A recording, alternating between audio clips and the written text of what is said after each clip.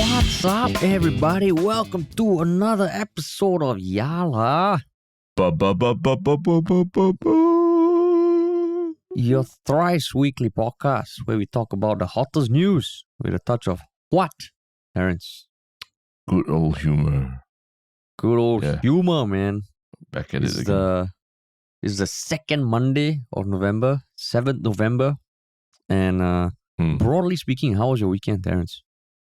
Yeah, it was pretty good. Pretty good. I think quite chill. Yeah. Quite chill. Mine was just like wedding. Wait, sorry. Wedding. Okay, No, you're going to say a bit more about your weekend, aside from the very general brief. No, I mean, the previous weekend, there was all the Halloween, Itaewon stuff and all. So just like, seemed like a very scary weekend, right? A lot of things, strange things happening. But yeah, so this weekend was more chill, which is, nice. I see. Come. Let's talk about your wedding again. Let's talk about your wedding. These are the weekly check-in sessions. Yeah, man. I mean, this was one of those weekends where you're like, oh shit, we got quite a bit done for the wedding. So I'm happy about that. Went to Little India with my mom and my fiance. So what do you have to go to Little India for regards to your wedding? I mean, we went because I needed to get something for an Indian suit, part of an Indian suit. And then what else? Just some other kind of like ring bangle stuff and all. And then for you or for your fiance? For fiance. Okay. Yeah. So I mean, it was interesting. Like Little India is really like a trip. It's a trip. It's a trip, and it was interesting. And you really get transported to this different world, and you go on Sunday some more. So it was fun. It was fun. Yeah. With the mom and the fiance. But where are you at in terms of enjoyment of this whole process on a scale of 1 to 10? I would say after this weekend, maybe like a 7. About a 7. 7. Well, that's pretty high. Yeah, because the things are slowly falling into place. Before that, there was like all this like fucking whirlwind of shit. I mean, most of the areas of stress still come from people, not the actual event. Definitely. So that one slowly, I'm like, okay, I don't give a fuck anymore. Then everything else is falling in place. That's good. That's good. Yeah. So yeah, not so, easy. I mean, It's not easy to remain what do you call it? Jovial about the process. It starts to get very stressful as time passes. So at 7 is actually still pretty high. 7 is still good. I'm quite surprised also. But see maybe next Monday I'll be like, fuck this shit. You know why? We'll do that. We'll do a 1 to 10. Why? Yeah, we'll do a 1 to 10 check-in review every week, at least once a week on where things are at. How you feeling about it? Yeah. Can. Sounds good, man. Awesome. Okay, cool. Got some interesting topics today. Yeah. No, but before that, we still want to give a little plug for something, right? Yes, correct. Yeah. And what's that? And that is the newsletter that is tracking the process of building our startup in public. And that startup is none other than Folklory. If you've been listening, you've heard about it for a while. It's where we help turn your family stories into podcasts. But this newsletter is run by one of our teammates, and it basically tracks or like we share learnings, ups and downs as often as possible about this journey. There are ups, but there are also lots of downs. So far people have been responding to it quite well. And if you could follow it, that would be great, especially because now that we're nearing Christmas, what's going to be happening, Terrence? We're definitely ramping up the service for Christmas, because I think Folklory makes a very unique, interesting gift for people. And I think for us, the big challenge is still trying to get it out there, because it's still a very new concept to a lot of people. So that's what we'll be spending a lot of time on in the next few weeks. Yeah. So if you haven't gotten your gifts yet for Christmas, don't worry. Okay. In the coming podcast, we'll be having some promotions and shit where you can get discounts and shit. So stay tuned. But in the meantime, you can still check out the website, folklory.com. FOLKLORY. Yeah. Cool. That's right. All right. Cool. Okay, so the first topic. Yes, the first topic was based on a survey that was dropped last Friday on 4th November. Yeah. done by the Institute of Policy Studies in Singapore about the state of platform workers in Singapore. And this platform workers thing is something new to me. It's basically like food delivery workers and private hire workers. What means new to you? I never heard of the term platform workers before. I see. Have you? Got it. I think I've always thought of them as gig workers, but I can see why you would call them platform workers rather than gig workers. Because gig workers could generally refer to any kind of freelancer, right? Whether, even production or even in e-commerce, whatever, you work a gig. But platform workers are, I think specifically, that points out that they work based on, they work on particular platforms, and in this case, it's the food delivery apps, right? Yeah, correct.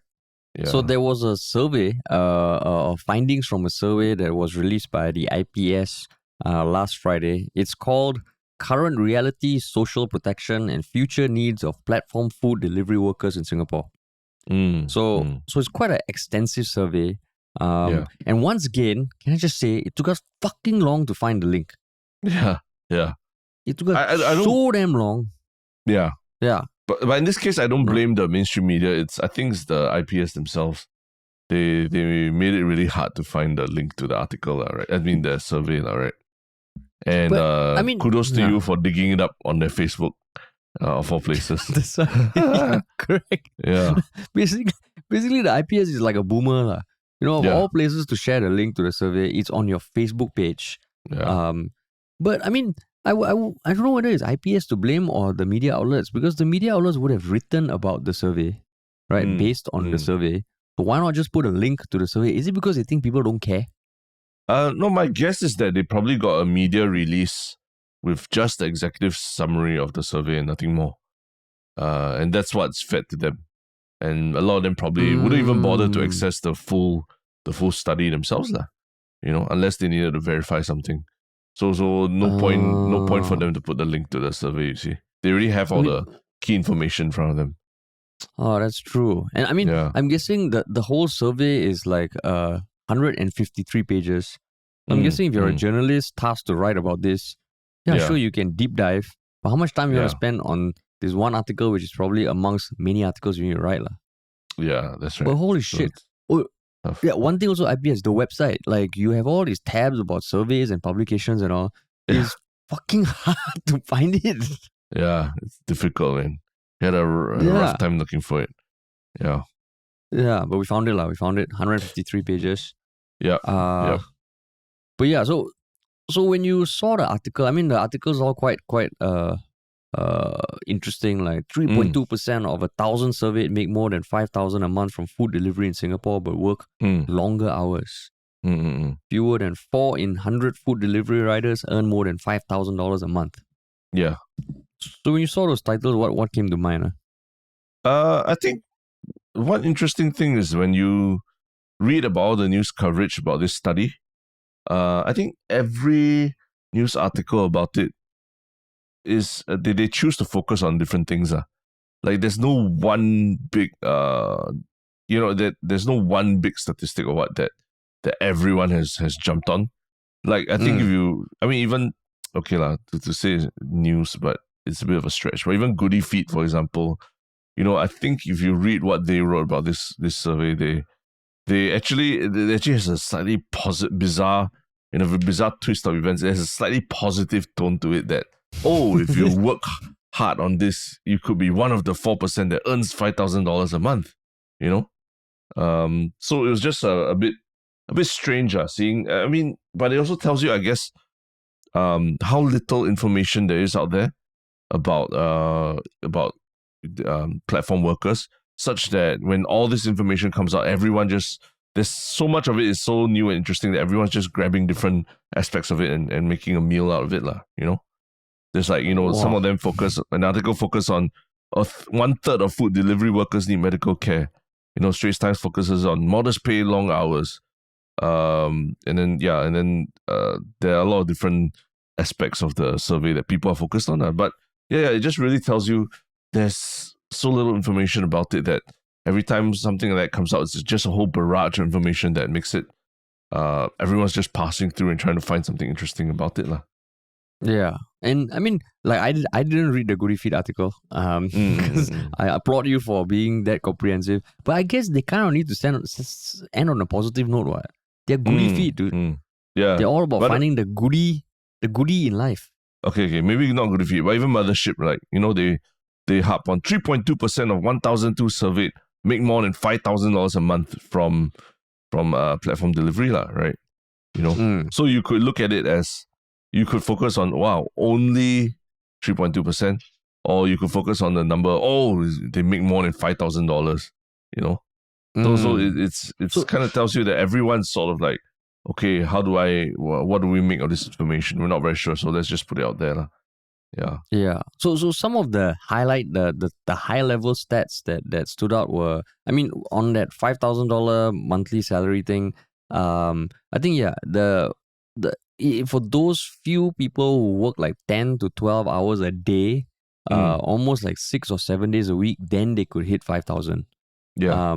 But the median was much lower, lah. Right. So the things that stuck out were like, okay, there's that risk, like a rest reward payoff. Like you work harder because it's an hourly thing, you earn more, lah. Then there's also health and safety. So I think a third have been involved in accidents that required medical attention. Yeah. Which is quite a lot, right? Then there was talk about the social protection, because right now CPF is not mandated. I think a significant proportion of them don't even contribute to CPF. So we can go into that as we come along. But what made you want to talk about this?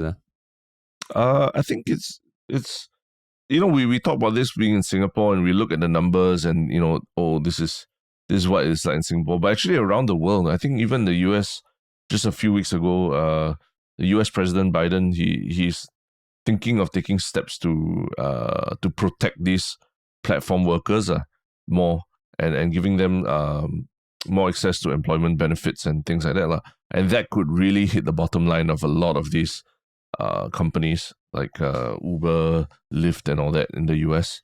You know, and we're still in the midst of a economic downturn. There's a lot of news of layoffs and everything coming up. So it's you know, the whole world is grappling with this issue of platform workers in the gig economy. So this I think is just one part of a larger global issue where we're still all trying to deal to understand this gig economy and how to make it work and how to make it a sustainable living for people working in it. So we're not unique in that sense. Also, you know, I think it's an interesting thing now that we have hard data to look at about what they're actually earning and how, and the dangers that they face in their work. Yeah. I mean, how about you? Why do you find this interesting? Because I think, okay, this is not the first survey that has been done in recent times. I think the IPS has done quite a few, and even as early as the pandemic time, there was more talk of either the hawkers or food establishments getting screwed by the platform, or the workers themselves. I think it was the golden age of maybe 2018 when you could hear people earning a shit ton of money from doing this delivery work, right? So now I think reality has hit. It's not super new, but this sort of data helps. What I found interesting is that, I mean, okay, so I think it's easy to shit on the platforms, right? You know, fuck these platforms, you know, they're fucking over these workers, you know.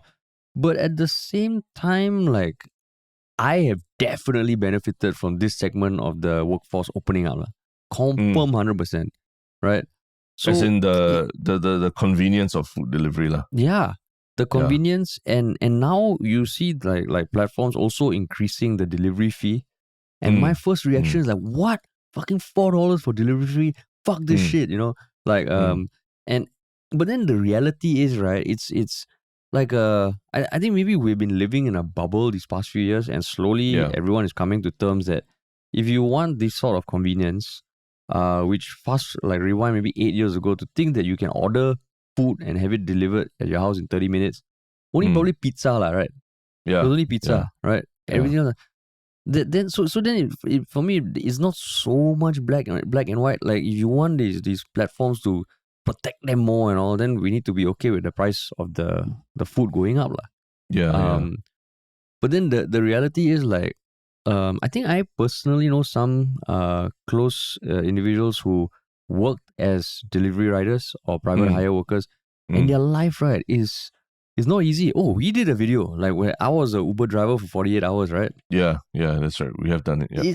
It's fucking tiring, and there's no career progression. And I think there is the the sell that okay, the more you work, the more you get in return, which is not the same you could say for a lot of like corporate jobs. Yeah. But there have been articles also talking about the poverty cycle that these workers can get stuck in because there's no protection, there's no career progression, and you spend so much time on it that you can't kind of upskill yourself or other shit. So I just thought it was an interesting thing to talk about. Yeah. And I think that the big question, you raised the point about that as a consumer, we've all benefited from this as well, right? And so is it really right for us to be shitting on everything that they're doing, and in the same breath also talking about complaining about the higher prices of delivery as well? But on the flip side also, if you are a delivery rider, and there are benefits to this kind of work, right? There is a bit of more flexibility in your day. I think there's a very interesting CNA interview with a delivery rider as well, who really talks about he enjoys it also because he's just doing his thing. He's able to listen to music when doing his delivery. He's got no boss to really answer to. He works as much as he wants or as much as he can during the day. And that's the lifestyle he just wants at this present moment. So who are we to mandate that, you're not doing enough to protect yourself or to progress your career or to take care of yourself? I think that's the question we need to grapple with as well, as both consumers and also as a society, just looking at the gig economy and deciding whether it's good enough. Is there are enough protections for the people working in it? Yeah. And I mean, I know as we're talking about this, there are food delivery workers that listen to this podcast. Many of you have reached out to us. I think a couple of times at hawker centers, you all have said hi. So if you have any thoughts, if you think we are talking nonsense, please give us your feedback on Instagram, on Reddit, because it's something that, like we have spoken about before. But like what Terence said, it's a global thing that's only going to become more and more apparent. But just now you said something about okay, some of them choose this lifestyle because they are in a position that it benefits them. But I think thinking about protection, one thing I found surprising was that there is also a significant proportion enough that don't even know that the platforms they serve actually give them protection. I think one stat, only 18% of the respondents said they had attended training, which was about like getting another job, and about 30% didn't even know that the companies already have some protection for them. Yeah. They weren't even aware of the the benefits, whatever little they can get. But it feels like because they are so maxed out with their work, right? Can you imagine working 10 hours a day and then just going back, and if you have a family and all, it's crazy. Yeah. So there's a lot to unpack, but I also think that we'll get to that. But at the same time, can we just respond to probably the biggest thing that most people probably would harp on is how much food delivery riders earn, right? And just the infographic and the numbers are basically just quickly reading off the infographics. About 24% earn less than $1,000 a month. About 34%, that's the largest proportion of them, earn about $1,000 to $2,000 a month, or $1,999 a month. About 13% earn from 2 to 3K a month, and the remaining 29% earn $3,000 and above. And I think the headline statistic was that only 3.2% earn $5,000 and up, right? What do you think of these numbers? Do they surprise you? No, they don't. They don't surprise me. Yeah, because I would say they don't surprise me. Do they surprise you? I think the important thing to note that this represents the results of a survey, but you also need to take into account the fact that they all work different hours as well. right? Some of them work really, they only do it part-time. They only do like, less than 8 hours a week or 8 hours a day. And some people, they can chong and go 12 to 16 hours even. And those are the ones who are making bigger numbers lah. But so this is not like representative of like if you work. It's not a fair comparison to say that they work the same number of hours and this is how big what a wide range it is lah. But it tells you kind of like as a gig worker, if you are sort of in the median, I think the median's like 1,900 or something like that. That's what you can expect lah. If you work as like an average, almost like an average number of hours and all lah, right? So I think it's interesting. I think these numbers are interesting because a lot of what or at least what the media and what the platforms have harped on in recent years since the launch of the platforms is that they always talk about the success stories like, oh, this guy earns 8K a month from food delivery. This guy earns, like 6K a month from food delivery. And all those numbers sounded astronomical when they came out as articles lah. But I think based on this data, it tells you that those are actually the extreme cases. And most people are actually earning much less than that lah, right? Yeah, exactly. So it tells you that don't always extrapolate from what you read in the media to okay, that's how all food delivery riders are, and that's how much they're earning. Because the numbers now are staring you in the face and telling you that's not true, right? Yeah. So you're saying it's lower than you expected? No, I expected it. I expected it to be low. But I think in recent years the media has been harping a lot on these like one-off stories of people earning $6,000 or $8,000 a month from food delivery. And I always feel those are exaggerations of what the average experience is for food delivery riders. Yeah. And I think also taking into context of Singapore, because I remember when Grab went and listed the day of the IPO, one thing that the CEO Anthony Tan did say or did point out, like a big part of the PR there was like, there are countries in Southeast Asia where this has really opened up a livelihood for people who weren't even earning anything. In Thailand, in Malaysia, in Indonesia. And for that, I can imagine, it's really like this fucking thing that was impossible. All you had a scooter, now you can earn. But in Singapore, the context is like, everything's getting more expensive. It's not like even housing expenses, interest rates, everything is getting more expensive. So coming down from the exorbitant numbers from 2016, 2017, this is a reality check lah, and it's important. And if you look at, I'm sure anyone who has ordered or seen people, there's sometimes you see there's a greater urgency amongst these delivery workers. They come immediately, put it, walk off, and I won't deny that sometimes I'm like, hey, chill lah, Then I'm like, hey, fuck no, because every hour of your time is worth something. Then you look at them when they go past the red light. Yeah. My first thought is like, hey, come on, you want to be on the road, you respect the road. But if then it becomes like, wow, they're putting their own health and safety of others at risk because they have this ticking clock lah, which is damn scary. It's fucking scary. Yeah. Right? So it just feels like, this is something that needs to be solved. The good thing is there was a committee, like an advisory committee on platform workers that was formed last year.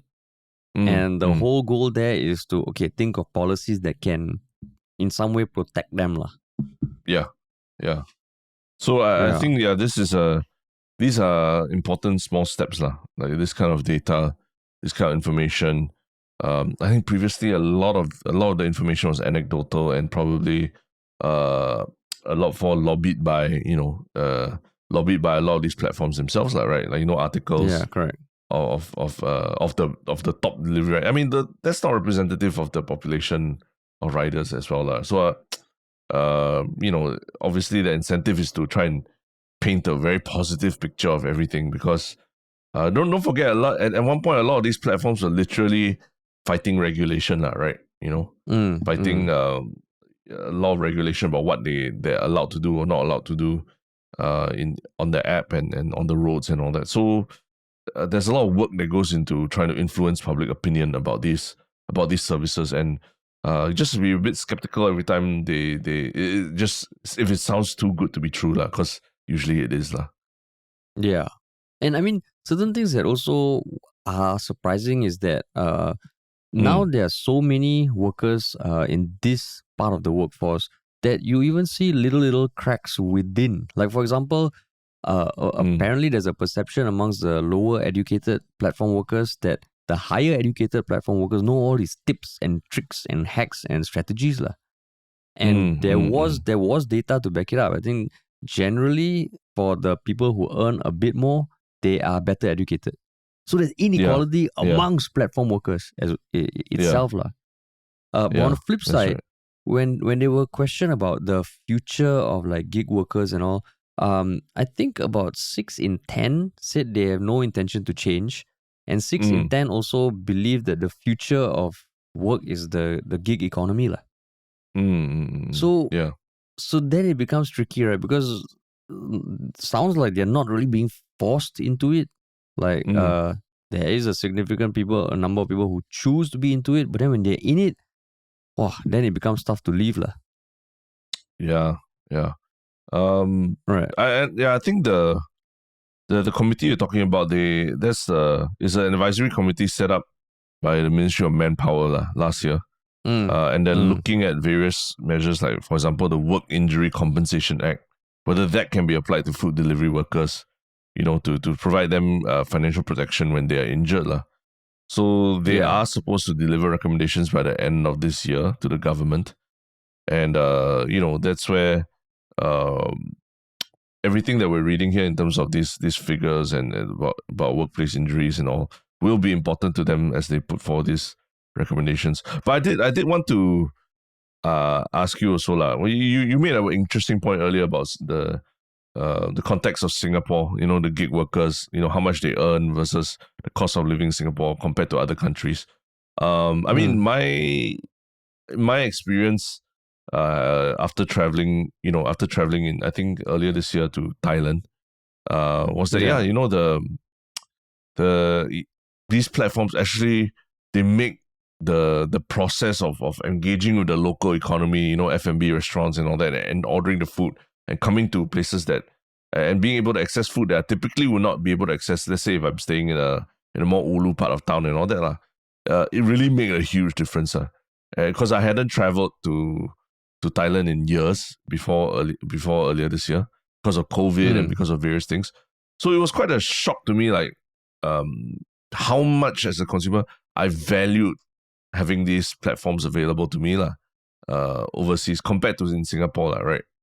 And do you think that there will be a very big difference between how Singaporeans view the gig economy versus how our neighbors in other Southeast Asian countries view the gig economy? Like maybe there's a much more positive outlook about the gig economy elsewhere compared to Singapore. Yeah, I mean, I actually think so. I think so because in Singapore as a consumer, generally I think it's positive lah, right?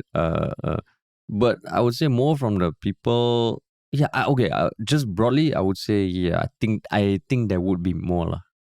But you? So are we just being like first world problems not just first world problems, but also just being complaint kings in Singapore. We want our cake and we want to eat it as well we want the convenience of food delivery, all that, but at the same time, we want to make sure, we want to complain that that our gig workers aren't being treated properly and everything. Dude, like half this podcast is complaining, but the other half we try and back it up a bit lah. We try and back it up a bit. So, but what about you? Do you think there would be a more positive or negative response if you had to choose lah? I mean, I can only speak anecdotally from my own experience but I think one important thing is that Singapore is operating base for a company like Grab, right? And I think it's important that a lot of the management, senior management, and a lot of the important decisions are being made in Singapore, right? So I think it is important that we understand the local situation, and also in that case also put not say put pressure, but also because the local a lot of the management executives are based in Singapore.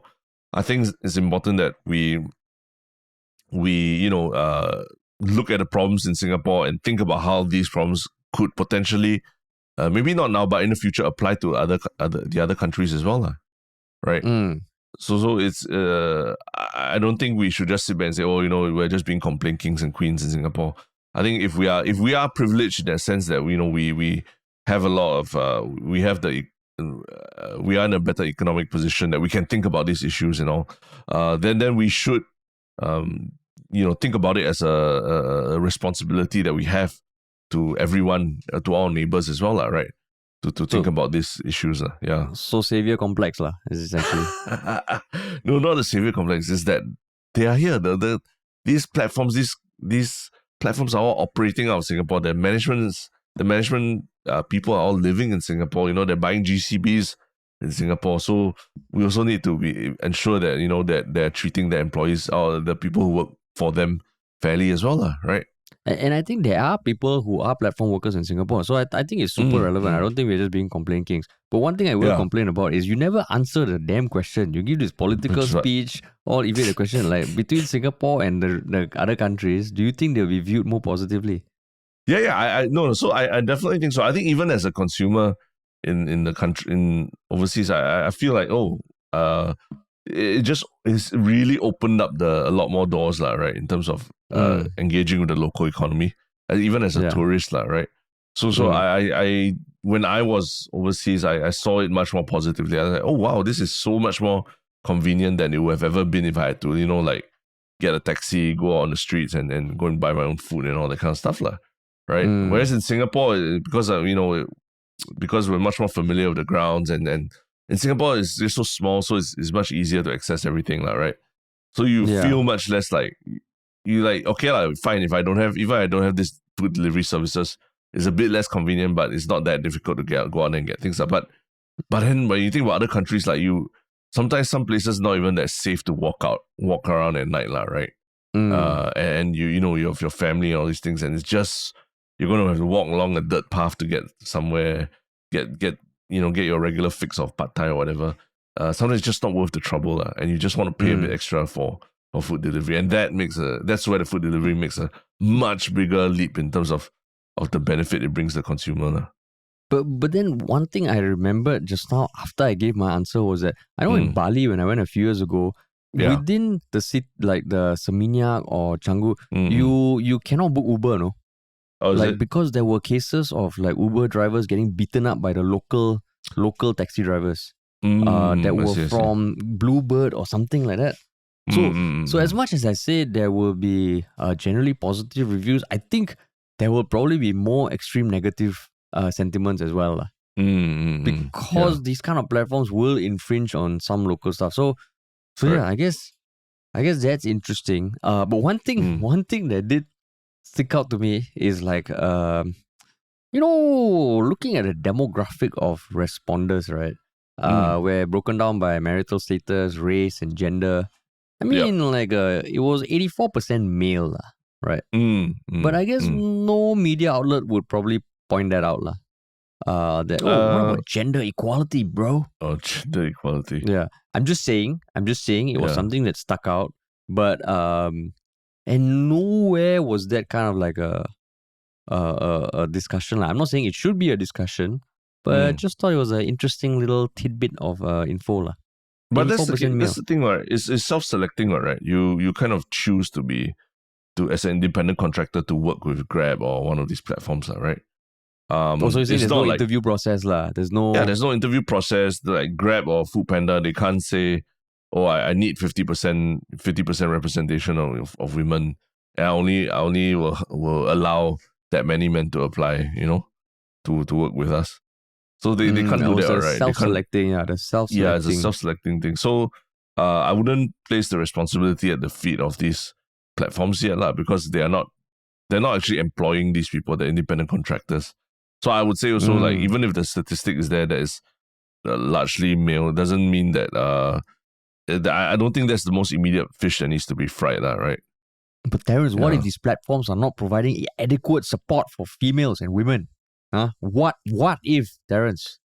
I mean, are they? The question is, are they providing adequate support for even the males as well? Like, for anybody who works with them.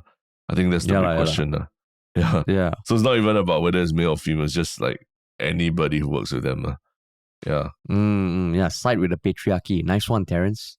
Yeah. So Yeah, I mean, the thank patriarchy, you yeah. thank you for your woke moment in terms of Yeah. just looking at a very innocent statistic and then trying to make a story of it. Thank you Yeah. for the But, condescension as always. Thank you for the condescension. Yeah. But yeah, I mean, Brilliant, yeah. hopefully there'll be a bigger discussion about what can be done to help the gig workers. I think that, like what you said, the statistics about accidents is pretty scary. If 1 in 3 gig workers gets into an accident that requires medical attention, that's really not comparable to any other workplace, right? Even construction site, all that also. There are policies that force companies to aim for zero workplace accidents. So 1 in 3 is a pretty crazy, scary number, right? Yeah, man, it is. It is. Yeah. But yeah, I mean, anyone listening whether you are or you're not a platform worker, this sort of stuff, yeah, if you have real life experience, please hit us up. Because it really is quite interesting, and it's something that didn't exist 10 years ago. Yeah. So I mean, everyone is trying to grapple with it. No government has definitively, done the right thing and made the right decisions, all the so-called right decisions for everyone. So I think Singapore, we are trying to also grapple with it. So let's see where this goes. Yeah, correct. Yeah. Cool, man. But yeah, speaking of grappling with something very new as well, I think over stateside in the States as well, not even the States, around the world, right? I think this weekend was a big shockwave for a lot of people at this one social media company. And what is this shockwave about? It is the mass laying off of Twitter employees around the world. I think the company is like 7,500 people. They are laying off like 3,000 plus. And I guess the thing that happened closer to us is that this weekend, Singapore Twitter employees also started getting like pink notices. That's right. Right. Over the weekend, right? Yeah. Pretty shitty. Over the weekend. Pretty shitty time. Yeah, over the weekend. And most recently on Saturday, I think, Saturday night Singapore time, Jack Dorsey, the founder and ex-CEO of Twitter, posted something on Twitter that reads, "Folks at Twitter, past and present, are strong and resilient. They will always find a way no matter how difficult the moment. I realize many are angry with me. I owe the responsibility for why everyone is in this situation.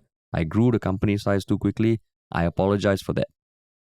So he posted that, basically apologizing for growing the company too fast. And that caused a lot of news. And I think that tweet itself has like 113,000 likes, 7,000 the replies, 14,000 retweets. But what made you want to talk about it?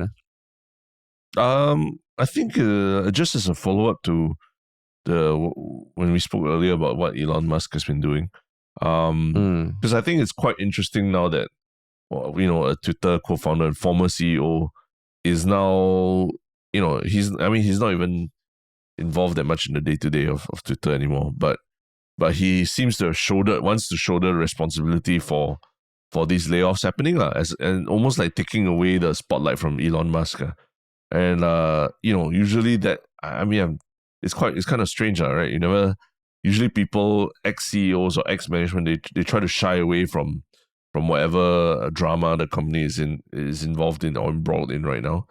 But here we're seeing an ex-CEO actually coming forward and saying that, hey, these mass layoffs are my fault, right? And I it was because of decisions I made during my time. That's why you guys are suffering now. Not that it makes things any easier for people being laid off, but it kind of it's just strange.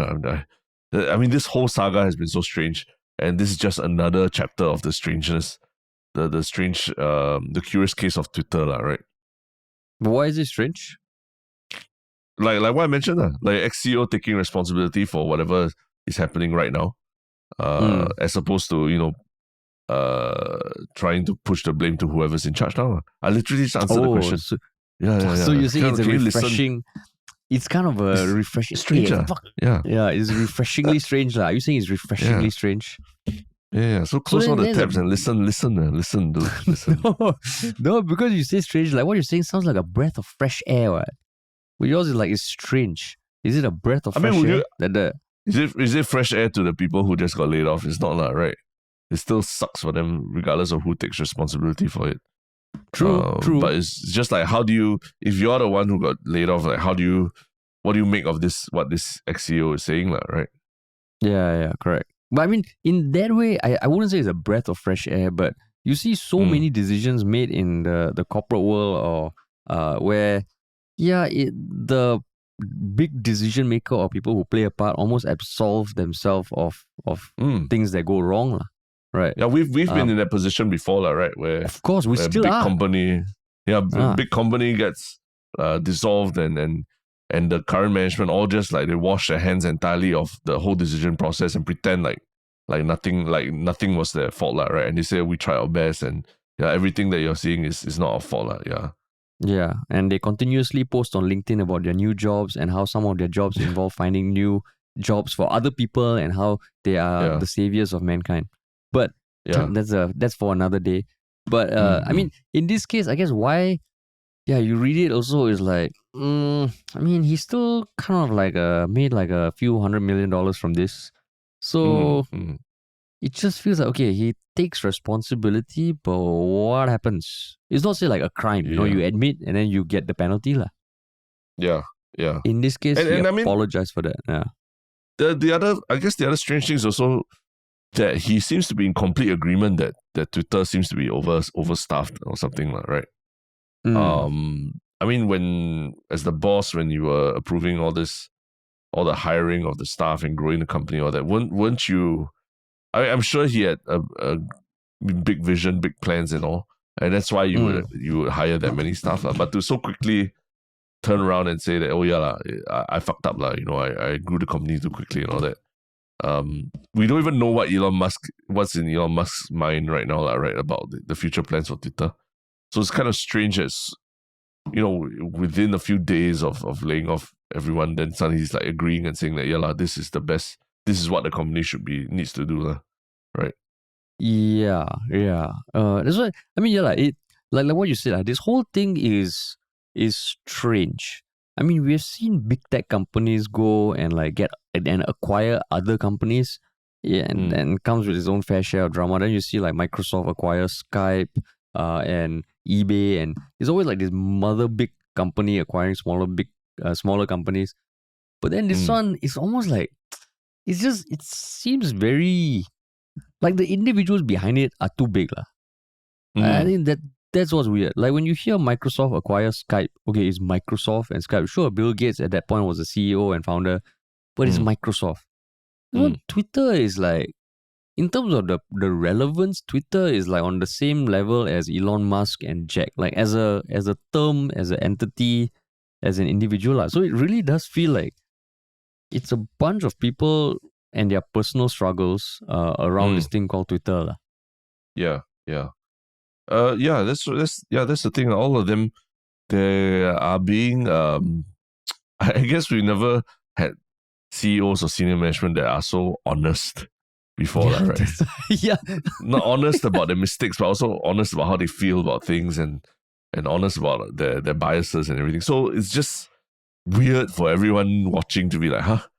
What are you trying to say about the company? Like, what do you mean grow too fast? Like, that means you had too grand ambitions, and you think Elon Musk is taking the right direction, or you think that the previous orders, your successor fucked up or something like that. I don't know. It's just like you kind of read between the lines of what they're trying to do and try to figure out what the whole platform is trying to do, lah. Yeah. No, but so, I mean, what you say, like, maybe it's just such a shock to the system for CEOs of corporate to be like honest. Yeah.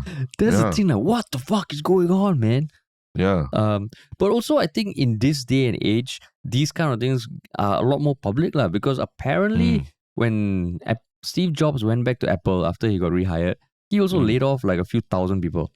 mm, Um, mm, but you don't really hear about that. And I can imagine any company when there's a huge ass change of leadership, there will be mm. shit like this. Like, it just so happens Twitter is first of all a very public company. Yeah. The individuals involved are huge public personalities. So Mm, so mm, everything is like, it's like, when like Oxley, that whole saga was happening, it's mm, like, mm. guys, like, this seemed like a internal squabble, but it's made Yeah. public, lah. I And guess the in this ethos case, of yeah. the ethos of Twitter is meant to be the public town square for the digital age, Oh, yeah, lah, right? true, lah, true. So you would, as the leader of Twitter, you would want to exemplify that as well by being very open and honest about where you fucked up as well, or where you think you fucked up. Yeah. Yeah. And maybe it's also because, like, they live in a different stratosphere of society, like, the billionaire society. I mean, Yeah. on this podcast, I share about my wedding and you share about your personal stuff, but it's like, okay lah. Yeah. But at that level, they're doing the same thing. It's just that it is just broadcasted to millions and millions of people lah. But yeah, I think also maybe playing into Jack Dorsey's personality as well, right? He's always been caricatured as like the new age tech CEO, right? The silent retreats and the various very hippie things that he does. I think like even when Elon Musk first announced the acquisition, even Jack Dorsey was saying that he said quite funny things like, I trust Elon Musk's mission to extend the light of consciousness, words like that. So it's just like, I guess, it just plays into his personality as well that he's so open, or at least he appears to be open and appears to be very, like he sees a larger mission behind what Elon Musk is doing as well at this point, right? Yeah. And I mean, for all we know, maybe he's recruiting all the people who have been laid off on Twitter to start something new. Yeah. That's his ploy. That's his ploy. Like, this is the call to action. Like, you read between the lines, he's apologetic and he's like, fuck you all, man. I'm on your side. Come work for me on this new ass thing that I'm building. Yeah. I think, he did tweet previously that, Twitter is as a company, has always been my sole issue and my biggest regret. It has been owned by Wall Street and the ad model. Taking it back from Wall Street is the correct first step. So it kind of tells you, he kind of regrets the business model that Twitter is involved in now, in terms of showing ads and needing to answer to Wall Street more than anyone else. So he seems to think that Elon Musk has a larger mission, or is pursuing a larger mission at hand. So that's why he's coming forward so much. But have you ever seen anything else like this, similar to this in recent memory? In terms this of like, meaning like the CEO publicly apologizing, or this whole Twitter shitstorm? The CEO of a large company, apologizing for mistakes that they've made in the past and everything, that brought them to where they are today and all. Sounds familiar, but I can't think of anyone. Yeah, I mean, I really can't think of any. Can think of YouTubers lah. Can think of YouTubers who have apologized. Oh yeah, for doing and then stupid cry things, and all right? that. Yeah, and then cry. But ultimately, makes them bigger lah. Yeah. Or they have some. There's always some ulterior motive to it, lah, right? They need to restore their subscribers. They need to get their subscribers back on track or restore their subscriber base, then they apologize and take all these remedial steps, right? That's why last time I told you, Terence, we just get into a fight in public, and then like you will be labeled as the racist majority, and then I will be hurt physically, emotionally, mentally. You post an apology. Dude, we will confirm appear on all the news. Yeah. And talk about extending the light of consciousness to my minority friends and everything. Yeah. Then after that, you will like have to just like then all the background about how you are so ingrained in the Indian community will come out, and then people will debate whether you're actually a racist or a bigot.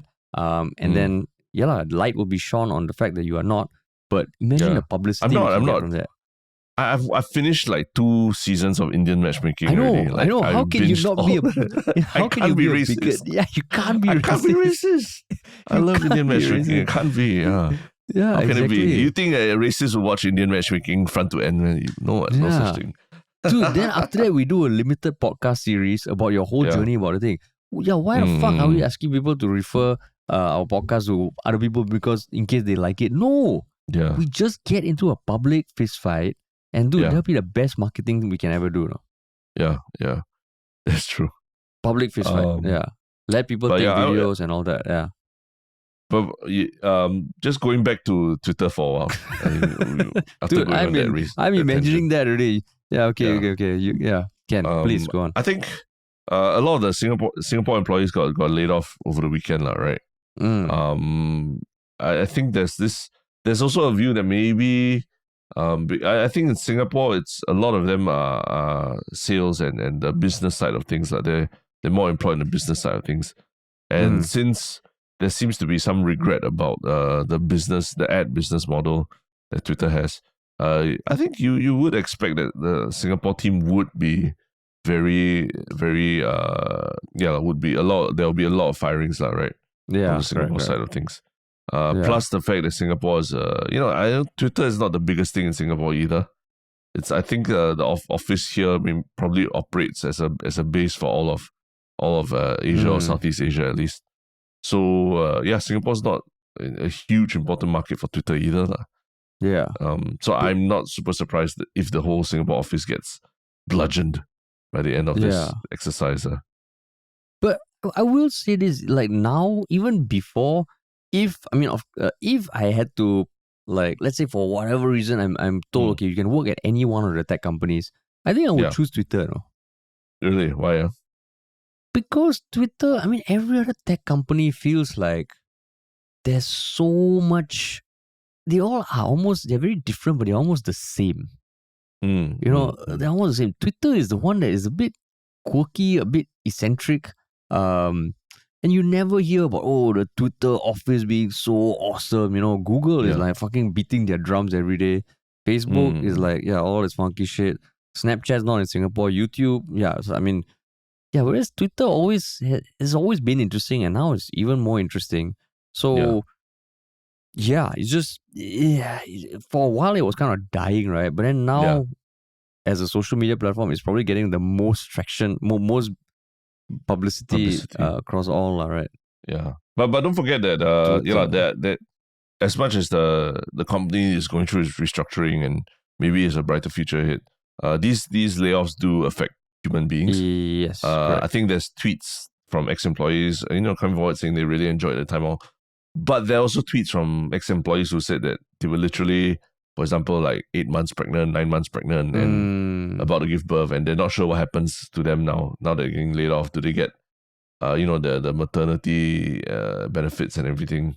Like what happens to them, So it's watching these billionaires just do their thing. It's kind of scary when you think about the number of people that whose lives are affected by these decisions they make, right? The same for the Singapore team as well. I'm sure there's a lot of stories that we'll hear, I think there's even people are even looking to whether the legality of a lot of these layoffs, right? Yeah. So whether in the US or Singapore or what, so as the story unfolds, it's just gonna get stranger and stranger, I think. But I think that's a good point you brought up, because I think it's so easy to look at Twitter and the employees saying like, oh, but you're probably earning very well already. You're probably earning above average. So okay lah. But then in the example that you gave where you're 8 months pregnant, you're about to deliver a baby, or even if you were depending on Twitter's health insurance policies to cover you, suddenly you don't have that. It's fucking scary lah. Yeah. It's fucking scary. And if you think that the tech workers, you fire from one tech firm, you just join another. I think it's just a few hours ago, or in the last day as well, that Meta is also planning to do large scale layoffs as well.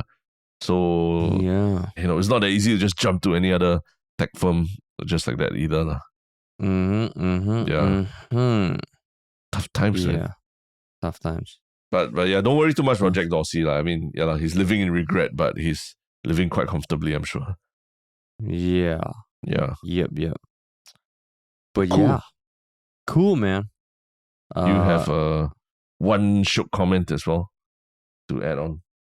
The one Shiok comment, I guess is for the first time in a long time where someone on our Reddit community kind of posted suggested topics. So kudos to Internet Lurker 96 who posted like even in a format potential Yalabat topic 1 serious topic, potential Yalabat topic 2 goofy or serious topic. Yeah. And I mean we did consider one of them as a potentially goofy topic about Mr. Singapore with the flag with the scribbles all over, but it didn't come through lah. And then the other one's Richard Branson. So I just appreciate people like putting down stuff there for us to talk about. Yeah. Thanks, man. Yeah. What about you, man? I think my one Shiok comments actually are from our TikTok. Because we post our short videos on TikTok as well. Short videos of extracts of this, and it was actually the post about paying for Twitter verification. So I think a lot of we're getting a lot of interesting comments as well from people, and it kind of makes me realize that there are people who really are only on TikTok and they are watching our videos, and they have it's a quite a different opinion from what people on Reddit and all are saying lah. TikTok short form video and you get people making much shorter comments but emotionally charged as well. So what was the comment? Like I don't know. A lot of people are saying like paying for verification is totally fair. If not, how will Twitter make money? There's at least 2 comments saying that the company also need to make money, right? And then smiley face and all these kind of things. I'm still trying to understand TikTok and the user base and all these things, and just seeing that our videos are being fed to thousands of people as well. But I don't know who these people are because we don't have that many followers on TikTok yet, But the videos are being fed and people are responding and commenting and all. So yeah, it tells you that the user base for TikTok definitely is quite different from our subreddit and all that, right? Correct. Yeah. Correct. So interesting. But cool, yes, man. And then what is your one Shiok thing this past week or weekend?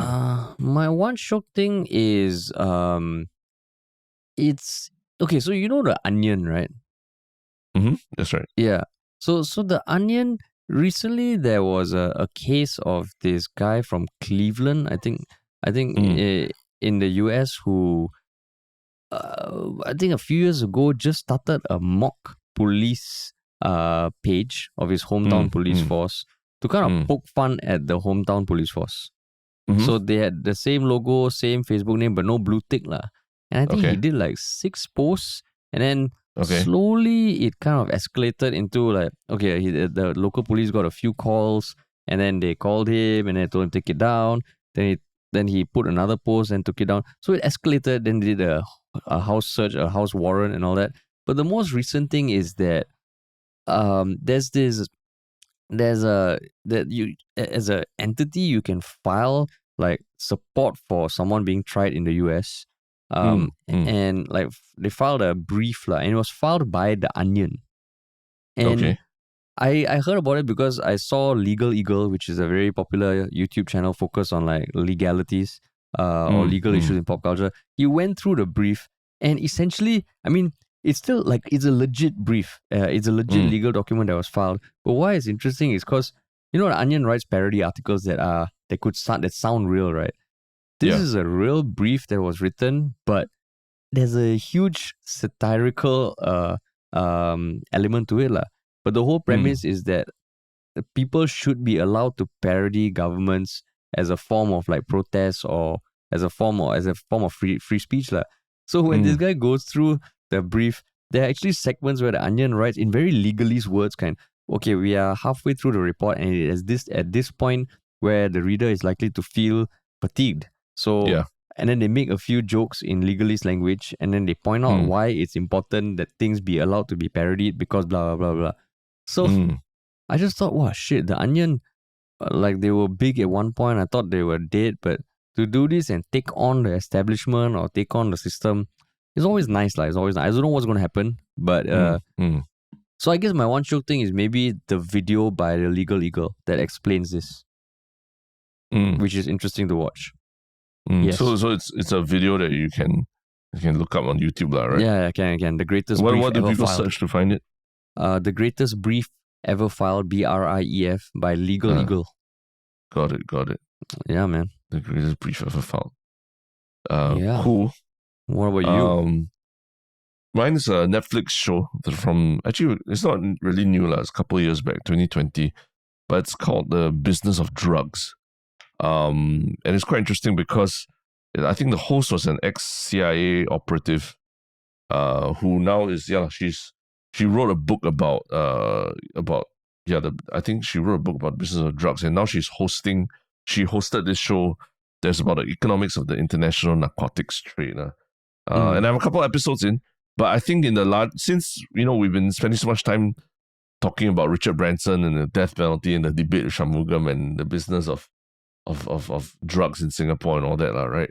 I think this was quite interesting watch because it really goes deep into how drug production, drug distribution, the whole network around the world, the dark web and everything, how that all operates around the world, right? So typically you watch shows, they've really focused on the hotspots like Colombia, Mexico, and all these things. But this one really talks about the drug dealers on the ground and how they make a living out of it. So not unlike the survey that we were just talking about, the food delivery riders, they break down the earnings and all that. This one, they break down the individual earnings for, say, for example, people who sell synthetic cannabis and things like that. So it's you really understand on the ground, like, why do people take the risk of selling drugs when they can, go to prison and everything. And when you understand the economics of it, then you realize like why the risk is worth it for each of them. Yeah. But so they interview actual people? They interview actual people. So they're wearing ski masks, their voices are masked. But they show you, like, for example, if you spend like $2,500 buying spice, which is the synthetic cannabis, right? How you can end up making 300-400% based on that sale, and how, where they buy it from, where on the dark web they go to buy this stuff and all. So yeah, it's not teaching people to go and be drug dealers, but just understanding like why people take these risks and what's the financial upside for them that makes them want to take that risk. That's quite interesting to me. So your recreational viewing is either like the Bake Off or this kind of shit. I mean, there's similar. When you say the Bake Off, there's a lot of baking going on as well. That's true. These drug dealers' homes, yeah. And Indian matchmaking also stuff. That's your concoction, concoction of like recreational TV watching. That's like a perfect weekend for me. Weekend. You binge Indian matchmaking, business of drugs, and the Bake Off all together. The Bake Off. Yeah. That's right. Power. But yeah, if you've ever wanted to understand how the drugs work, even on the ground and all that, like for these dealers and all, then yeah, this is a good video to watch. Sweet, man. Yeah. Cool. I guess that's the end of our first podcast of the week. And talk to you all soon.